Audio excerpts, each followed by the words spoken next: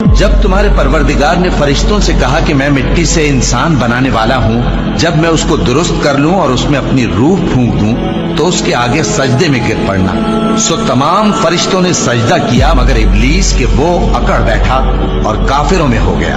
اللہ نے فرمایا کہ اے ابلیس، جس شخص کو میں نے اپنے ہاتھوں سے بنایا اس کے آگے سجدہ کرنے سے تجھے کس چیز نے منع کیا؟ کیا تو غرور میں آ گیا یا اونچے درجے والوں میں تھا؟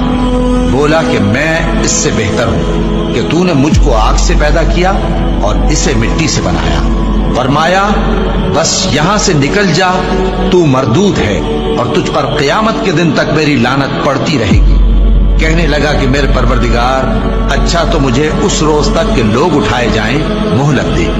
فرمایا کہ تجھ کو مہلت دی جاتی ہے اس روز تک جس کا وقت مقرر ہے۔ کہنے لگا کہ مجھے تیری عزت کی قسم، میں ان سب کو بہکاتا رہوں گا سوائے ان کے جو تیرے چنے ہوئے بندے ہیں۔ فرمایا ٹھیک ہے، اور میں ٹھیک ہی کہتا ہوں کہ میں تجھ سے اور جو ان میں سے تیری پیروی کریں گے سب سے جہنم کو بھر دوں گا۔ اے پیغمبر، کہہ دو کہ میں تم سے اس کا صلہ نہیں مانگتا اور نہ میں بناوٹ کرنے والوں میں ہوں۔ یہ قرآن تو اہل عالم کے لیے نصیحت ہے اور تم کو اس کا حال کچھ وقت کے بعد معلوم ہو جائے۔